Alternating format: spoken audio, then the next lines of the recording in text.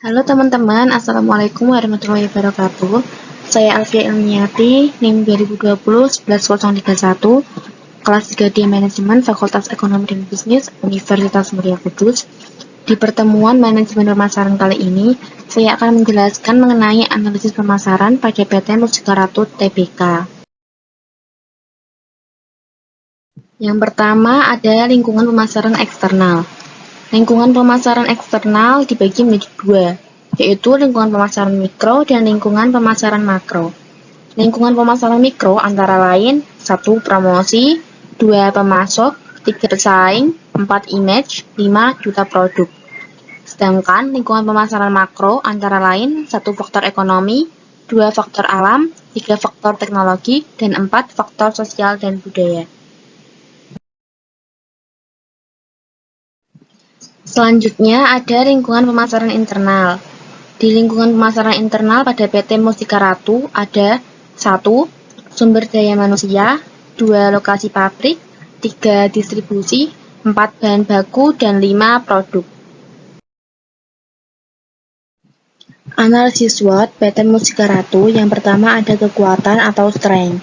Di kekuatan terdapat sumber daya manusia, di mana dalam mengelola sumber daya manusia, PT Mustika Ratu senantiasa mengacu kepada ketentuan yang tercantum pada ISO 9001 versi 2000 dan ISO 14001 versi 2004. Karena setiap tahun PT Mustika Ratu mengadakan training untuk meningkatkan motivasi dan kemampuan kerja para karyawan, baik dari level supervisor, superintendent, dan manajer. Yang kedua ada distribusi. PT Mustika Ratu memiliki jaringan distribusi yang luas di beberapa cabang di kota-kota besar di Pulau Jawa, ditambah dengan puluhan distributor di seluruh Indonesia dan mancanegara. 3. Produksi. Sebagai perusahaan industri kosmetika tradisional, PT Mustika Ratu selalu berupaya meningkatkan kinerja perusahaan dengan mengadopsi ISO 9001 versi 2000 untuk meningkatkan mutu produk demi peningkatan kepuasan pelanggan. Dalam proses produksi, PT Mustika Ratu telah menetapkan CPKB atau cara produksi kosmetik yang baik, agar hasil produksinya dapat diterima di pasar lokal maupun mancanegara. Yang keempat ada sertifikasi. Sertifikasi Mustika Ratu yaitu ISO 9001 versi 2000 dan sertifikasi ISO 14001 versi 2004 membuktikan PT Mustika Ratu secara kontinu meningkatkan mutu produk demi kepuasan pelanggan dan selalu melakukan perbaikan secara berkesinambungan dengan memperhatikan perlindungan lingkungan yang selalu dievaluasi secara periodik oleh Sucovindo. Yang kelima ada penghargaan. Penghargaan dari Bapak Gubernur DKI sebagai perusahaan yang telah melaksanakan pengolahan limbah dengan baik telah diterima PT Mustika Ratu pada bulan Oktober 2005. Yang keenam ada Customer Service Center. Dengan adanya Customer Service Center, perusahaan dapat berinteraksi langsung dengan konsumen, pelanggan maupun mitra usaha dan pada akhirnya menciptakan hubungan yang harmonis di antara mereka. Yang ketujuh ada produk. PT Mustika Ratu telah memproduksi lebih dari 800 jenis produk yang terdiri dari perawatan rambut, perawatan wajah, perawatan tubuh, make up dasar, make up aristik, dan jamu untuk segala jenis usia maupun gender. Analisis SWOT PT Mustika Ratu yang kedua ada kelemahan atau weakness. Di kelemahan terdapat 1.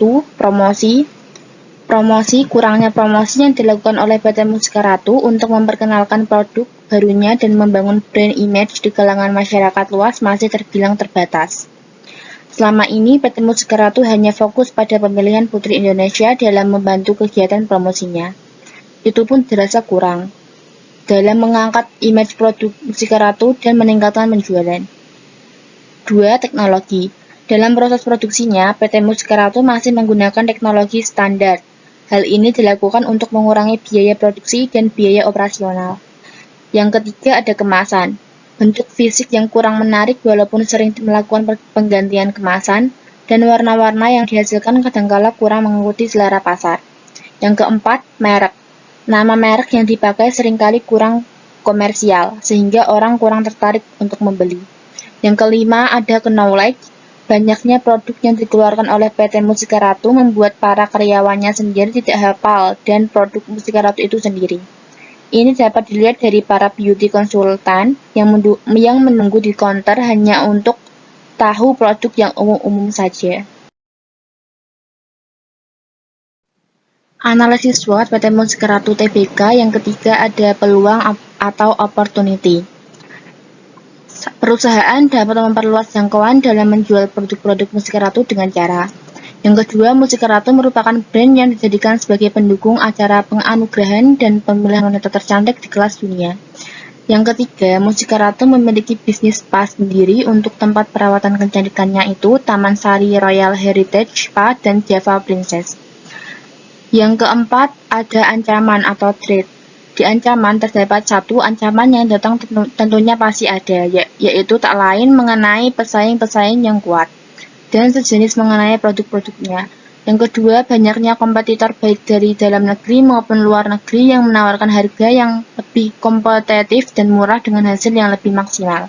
Yang ketiga, adanya promosi yang gencar dari para pesaing.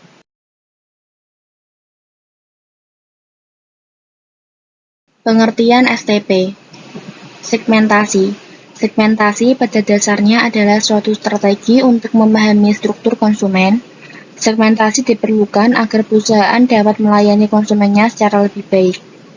Targeting. Targeting atau menemukan strategi pasar adalah persoalan bagaimana memilih, menyeleksi, dan menjangkau konsumen yang akan menjadi fokus kegiatan pemasaran dan promosi. Positioning. Positioning adalah strategi komunikasi yang berhubungan dengan bagaimana khalayak menempatkan suatu produk, merek, atau perusahaan di dalam otaknya, di dalam alam khayalnya sehingga khalayak memiliki penentuan tertentu. Segmentasi PT Mustika Ratu Tbk ada 4. Yang pertama, ada segmentasi demografi, yaitu segmentasi berdasarkan demografis yang dilakukan PT Mustika Ratu Tbk adalah membuat segmen berdasarkan usia, jenis kelamin, dan jenis pekerjaan. Yang kedua, ada segmentasi geografi, yaitu PT Mustika Ratu Tbk mengelompokkan segmen pasar berdasarkan pasar luar negeri dan ataupun pasar domestik. Yang ketiga, ada segmentasi psikografik. Segmentasi psikografis dilakukan dengan menyesuaikan produk dengan kebutuhan dan gaya hidup konsumen. Yang keempat, ada segmentasi behavioral, yaitu segmentasi yang dilakukan untuk memperhatikan manfaat apa yang termuat dalam kandungan produk agar pelanggan dapat kenyamanan. Targeting PT Mustika Ratu Tbk. Target utama PT Mustika Ratu adalah masyarakat kelas menengah.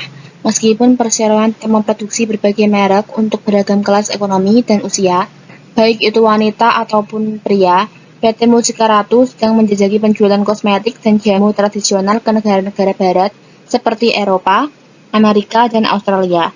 Presiden Direktur Mustika Ratu memperluas pasar ekspor, mengembangkan produk baru, dan membenahi jalur distribusi.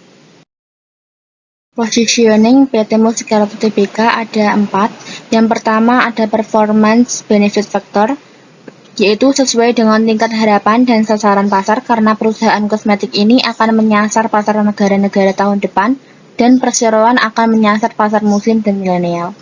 Yang kedua ada convenience benefit factor, yaitu hasil analisis tingkat kepentingan kinerja menunjukkan bahwa tingkat kepuasan konsumen sebesar 83,94%. Berarti, kinerja produk Mustika Ratu telah memenuhi harapan konsumen sebesar 83,94%.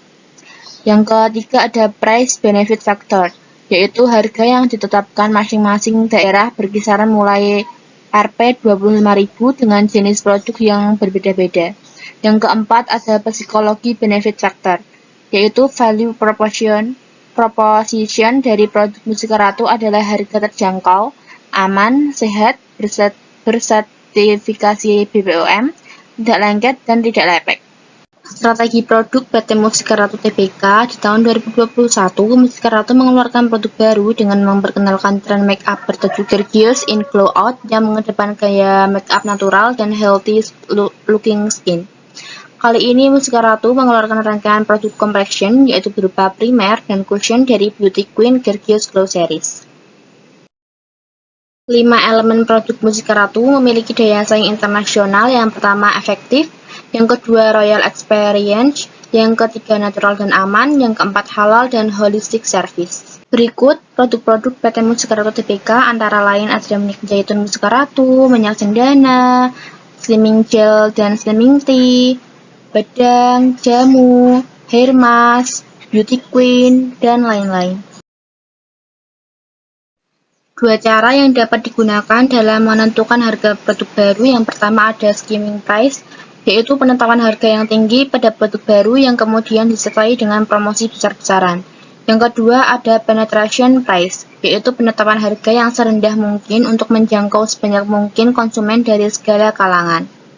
Strategi harga penjualan PT Mustika Ratu Tbk, yaitu Mustika Ratu menggunakan strategi penerapan harga value based atau value based pricing, di mana hal pertama yang dilakukan perusahaan adalah menilai produk apa yang dibutuhkan oleh konsumen, lalu perusahaan akan menentukan harga yang sesuai dengan nilai yang akan didapatkan oleh konsumen. Selanjutnya, perusahaan baru akan menentukan biaya yang dapat dilakukan sebelum akhirnya membuat desain produk sesuai dengan target biaya dan harga yang telah ditentukan. Di tengah pasar konsumen dengan mayoritas konsumen dalam kondisi ekonomi menengah ke bawah, Mustika Ratu berusaha membawa kosmetik dengan harga terjangkau sebagai value. Strategi distribusi PT Mustika Ratu Tbk. Perseroan memiliki jaringan distribusi yang luas di beberapa cabang di kota-kota besar Pulau Jawa, tambah dengan seluruh distributor Indonesia dan mancanegara. Dalam rangka mempercepat proses distribusi dan informasi, distributor kepada retailer, perseroan mengadakan kerjasama dengan PT Indosat Tbk agar dapat menikmati layanan menu Mustika Ratu melalui kartu Matrix. Menu tersebut memungkinkan para retailer dan distributor melakukan pemesanan barang, mendapatkan berita terkini dari perseroan, dan dapat menyampaikan saran dan masukan dengan praktis melalui telepon seluler. Strategi promosi PT Mustika Ratu Tbk, yaitu dengan menggunakan celebrity endorse dalam iklan. Mustika Ratu merupakan salah satu sponsor dari ajang kecantikan yang bernama Putri Indonesia dan menjadikan pemenang dari Putri Indonesia tersebut sebagai celebrity endorse-nya. Dalam memasarkan produknya serta untuk menarik perhatian konsumen, Mustika Ratu juga mendesain kemasan minyak zaitun dengan unik. Strategi yang dilakukan pihak manajemen PT Mustika Ratu Tbk antara lain: A. Dengan melakukan sponsorship dalam event Putri Indonesia setiap tahunnya. B. Memperkuat segmen penjualan lewat e-commerce dan toko modern atau minimarket. Juga memaksimalkan segmen penjualan lewat pedagang kecil atau general trade, khususnya untuk pemasaran minimum kesehatan. C. Mengefisiensikan sales promotion atau SP di tiap gerai Mustika Ratu. D. Melakukan endorse dengan menggandeng influencer untuk membidik segmentasi kaum muslimah dan kaum milenial. E. Dengan mengeluarkan series kosmetik edisi khusus Putri Indonesia tahun 2020. F. Penempatan iklan di media massa baik TV maupun platform online. Berikut faktor yang menyebabkan penurunan daya beli. Yang pertama ada kualitas dari produk itu sendiri. Yang kedua ada harga yang terjangkau sesuai kualitas. Yang ketiga ada keunikan dari desain kemasan yang ditawarkan. Yang keempat ada penggunaan selebriti untuk proses promosi. Demikian penjelasan dari saya. Apabila ada salah kata mohon dimaafkan. Terima kasih. Wassalamualaikum warahmatullahi wabarakatuh.